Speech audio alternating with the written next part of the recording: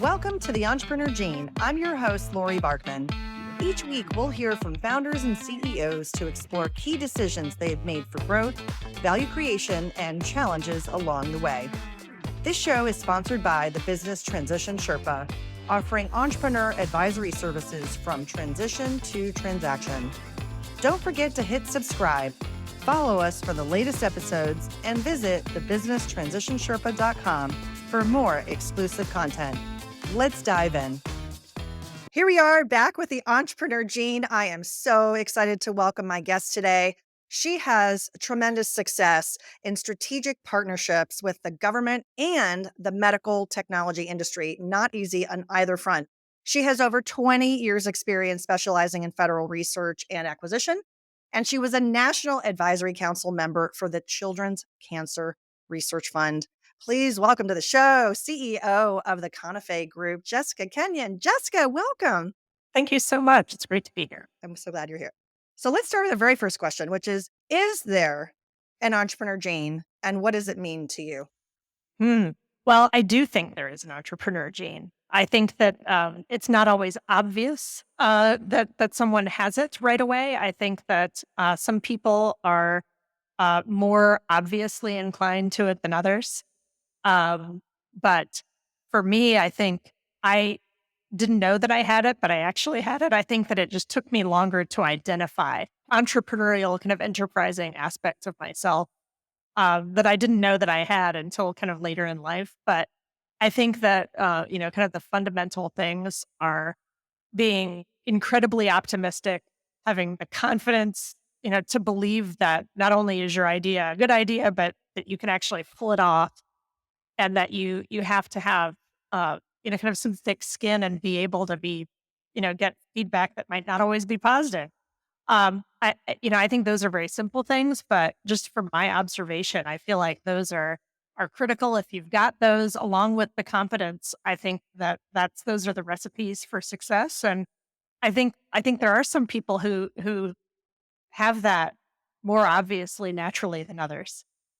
Let's talk a little bit more about that optimism and why you think it came to you to be an entrepreneur at a different part of your career journey. And I want to say later in life because that sounds weird. We're still obviously living everyone's vantage point there. We have transitions of what we realize we want to do. Was there a particular moment for you that kind of led you to that point of saying, "Hey, wait a minute, I'm going to lean in on this"? Well, I had always been successful at the jobs that I've had, so that was never an issue, but I think I never uh, trusted myself as much as I do today. And I think honestly, it wasn't until I was in it and kind of thrown into it that I was able to kind of look back and realize, okay, I actually can be good at this. This is going to work.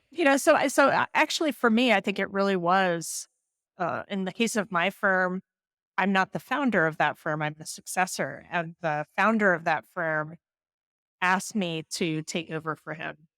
And it was one of those moments that I thought, kind of, why me? But once I started, I knew the answer would be yes, went to his question. And once I started down that path, I realized how much fun I was having. And then also like, oh yeah, I've got this. It was quite a revelation. It's almost like a energy flow on the optimism, right? If that energy flow becomes infectious with others, if you yourself have it taking over from another owner or business partner, or if someone's starting the business from scratch, they got to be all in because people need to follow. So I feel like the optimism is obviously a big part of what you describe as you perceive kind of the entrepreneurial DNA. Does that is that making sense to you? Is that how you feel? Yeah, I mean, I know, when I first started working at the Conafay Group, and I was an internal candidate for taking over the firm. One of the things that I loved most about working for the founder when I first started there was kind of how I felt after most of the conversations I would have with him. Really, maybe I went in feeling, oh, I don't know if this thing that I'm trying to do is going to work.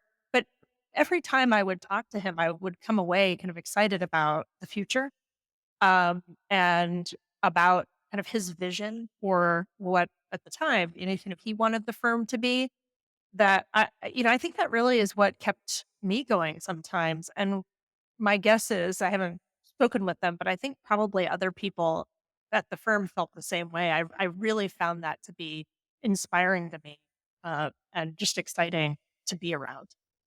It's so interesting on this timing. I'm going to share with the audience. I recorded another episode on the sister podcast, which is Succession Stories.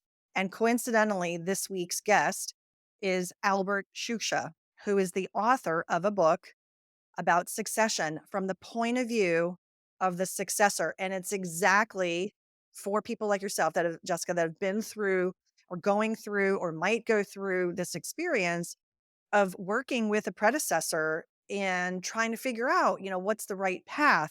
So I'm really, really excited that we've kind of unpacked this story a little bit, because I think there might be some people listening who are in your shoes, like, hey, I'm not the founder. And, I did buy the business from that person or a third party. And I believe that isn't it's a different lens of an entrepreneur, right? You are the entrepreneur as the owner of the business. How you got there? Sure. It doesn't matter, but you're leaning in on that optimism. You're leaning in on, you had a successful transition, with the prior owner, and, you've discovered the things that maybe he was leaning in on versus maybe you doing it a little bit differently. So I'm going to kind of use that as a seg to the next question, which is about challenges. And what are some of those challenges that you are facing right now in your business? So, it's interesting in our case. First of all, I want to add that book to my reading list immediately. That sounds like it would be super helpful. We are actually still going through the leadership transition in a sense, because the founder still owns the company, but has kind of backed away from operational activities. And sometimes he's more present and less present. And so I think that, just for my own leadership, one of the challenges that we're going through is just sort of making that transition from kind of one vision to the next vision. And it's a little slow. I think, us going through that process of him letting go of his baby, which is certainly how he sees this firm. Um, and me kind of asserting my own leadership while he's still sort of hanging around in the background. So I think that, yeah, in addition to, of course, things like, new business, we're a professional services firm, always adding new business and keeping our current clients happy, those kinds of things we worry about. And I think the kind of fundamental thing that we have facing us is this transition from one sort of culture to another, in a sense. Yeah, absolutely. There's going to be a baton handoff at some point, and there's two flavors of succession that we could talk about. One is leadership succession, and one is ownership succession. And you pointed out that he has not gone through an ownership succession to this point, but clearly you've been working on the leadership succession.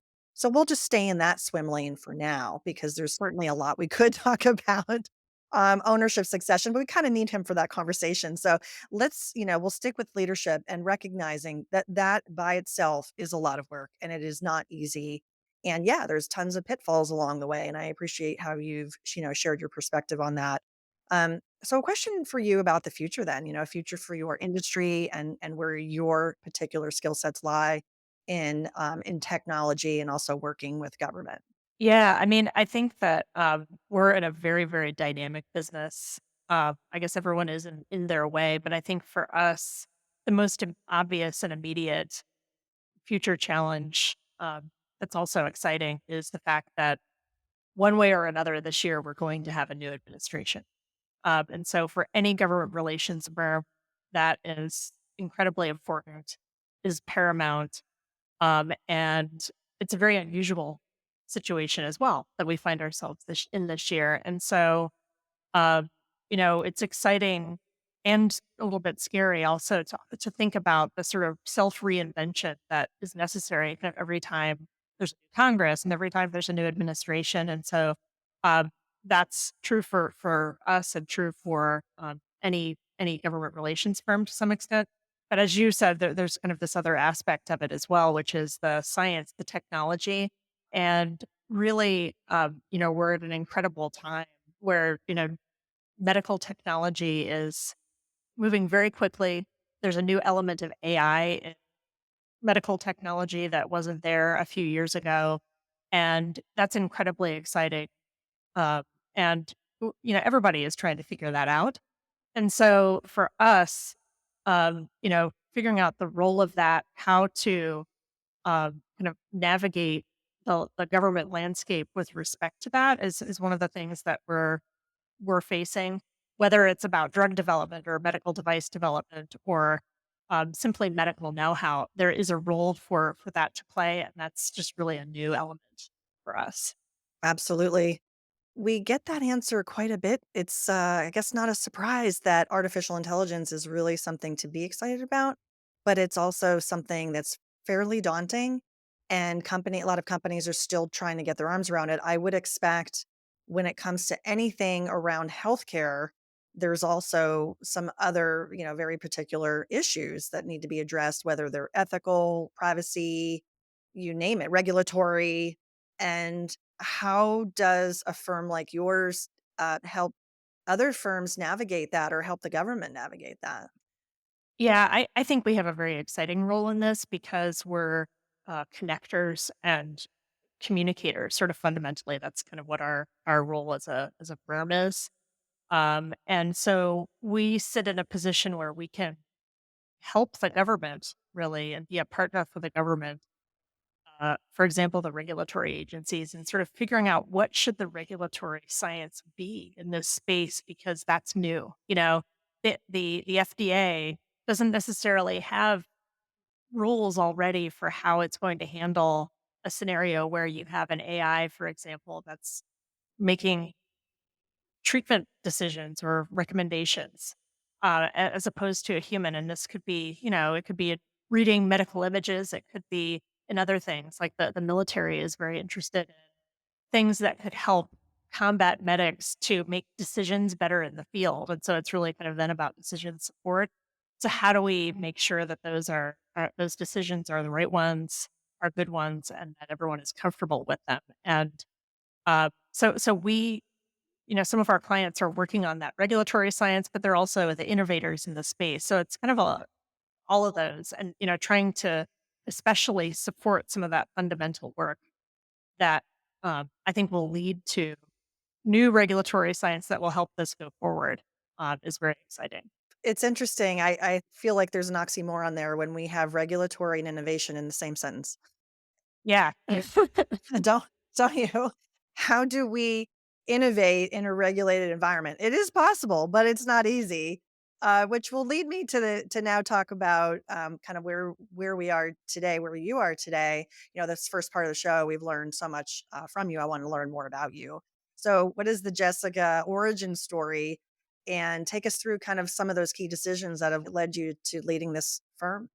Yeah, no, thanks for that. That's it's an unusual story. First of all, I'll say I think I might be the only person, at least that I can think of, who leads a government relations firm in Washington who's not a lobbyist, and Yeah. didn't come from being a lobbyist, and that is an unusual perspective.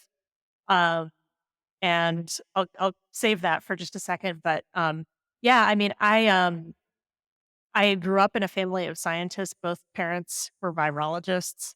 Both worked for the federal government, actually supporting the biodefense mission of the military. And I thought, "Oh, I don't wanna be a scientist." That was not something that I initially wanted to do. Um, I went to school for something else completely. I was trained as an archeologist, and at one point in graduate school, it kind of struck me that, "Oh my gosh, I enjoy a lot about this, but there are some things about a career in this that I think are not gonna work for how I wanna live my life." And so, it was a key moment when I realized I needed to pivot and kind of figuring out how to pivot was difficult. But I decided, hey, I interned as an undergrad at the National Cancer Institute and a couple of other military medical research organizations. and let me go back there and kind of try to get a job there while I figure out my life. And I had the amazing opportunity to land at an organization called the U.S. Army Telemedicine and Advanced Technology Research Center, which I couldn't have been more fortunate to land anywhere. First of all, I'm grateful to them for seeing a good education and hiring me, even though it wasn't in their specific area of expertise. But it was a very forward thinking, kind of outside the box government funder at the time. And so it really taught me so much about innovation, about kind of what that takes. Ended up spending 10 years there. While I was there, I encountered a lot of folks in the government relations domain, and decided to try my hand at that at one point, never imagining myself as a leader of an organization in it. But it was another one of those things that I didn't expect that I would be good at, but I turned out to be. And, lo and behold, I found myself in a position of, first being at one firm where I was one person managing a portfolio of medical clients, to then going to an all medical life sciences firm. And it's just kind of a natural evolution when I look at it in that way. But that's really sort of the path that got me here, and just really the relationships, of course, but then also the firm was new when I got here, and I think that I contributed some to the kind of the shaping of how that firm was going to be, what the culture would be like. And it kind of got to a point where when I was asked to take over, it actually made sense. So it's sort of a series of accidents, I suppose, that led me to where I am now. Awesome. If you could go back in time and give yourself some advice as a leader, as someone who's going to run a entrepreneurial entity, what would it be? I think that the biggest thing, and I think about this all the time actually, is trust your instincts. Um, I think I didn't for a long, long time. And um, this is true in the rest of life too, by the way, but I know we're not talking about that. But I really believe that this is something that I don't feel compelled to go back and do a whole lot differently in my life. But I think one of the things that might have accelerated my path is, Jessica, your instincts are pretty good. And you've been right almost every time that you have trusted your instincts. So have confidence in them. And you can do this. I think that would have gone a long way for my former self if I had been able to take it in. Yeah, I love that. It's not easy to suppress that little voice. It's like, no, you can't do that, right? That whether it's imposter syndrome or just, having the sense of, oh, I've been in this space before, so I can do it again. Well, if you've never done it before, it is a little tricky, and I can understand why you selected that piece of advice for yourself. So thank you for sharing that. I know you're a very busy person in the job, but outside of work, what do you like to do? As I'm sure is true of other executives. I think peace is the kind of goal of some of these other activities that we do outside of work. And for me, I spent many years as an endurance athlete, and that has kind of been my foundation. I don't do quite as many endurance activities now as I did, but I kind of turned myself into a gym rat now at this point in my life. But I do a little bit of both, and it's one of those very grounding things for me every day that I love. I look forward to, and it happens to be good for me. And then kind of uh, being out in nature, adventure travel. Spent time in the Arctic this summer, and it was awesome. I'm the person who went on my honeymoon on a camping trip. Um, so so that stuff has really fueled me, and in the time that I spend outside of work. So if you were going to spend less time in the future in the business and eventually taking that step back, as you see the current owner doing more to a chair role, how would you spend your time? I think that's what I'd be doing. I'd be doing a lot of traveling. I would be wearing a backpack, probably a lot of that. The experience, just the experience. Exactly. And taking my dog with me, which I haven't had time to do so far. But one of these days, maybe he or future dogs will get to go along with me. Kind of dog do you have? I have an Aussie Doodle, a 4-year-old Aussie Doodle. Is he Right big? now, Big he's dog? big. He's about 60 pounds. Oh boy. He needs his own plane ticket. He needs his own plane ticket. That's right. Yeah, you're not putting him in storage. There's no way. No, but he's a good hiker though. That's awesome.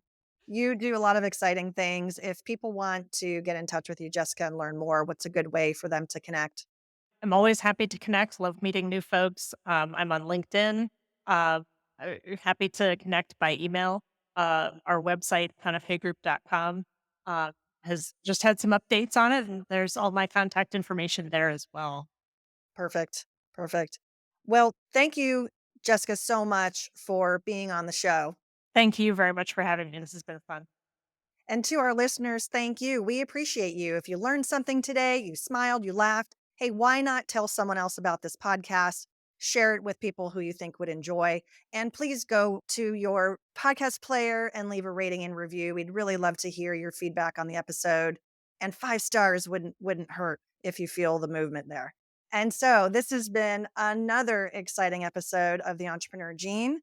We will see you next time. Hey, that's a wrap. This show is sponsored by the Business Transition Sherpa, working with entrepreneurs who want to escape feeling like a prisoner in their own business and to eventually let go flawlessly. If you loved today's episode, be sure to subscribe to the podcast. And if you want to help support the Entrepreneur Gene, I'd encourage you to leave a rating and review. Ratings and reviews truly help our show grow and get in front of more entrepreneurs just like you. If you do leave a rating and review, we'll be so happy.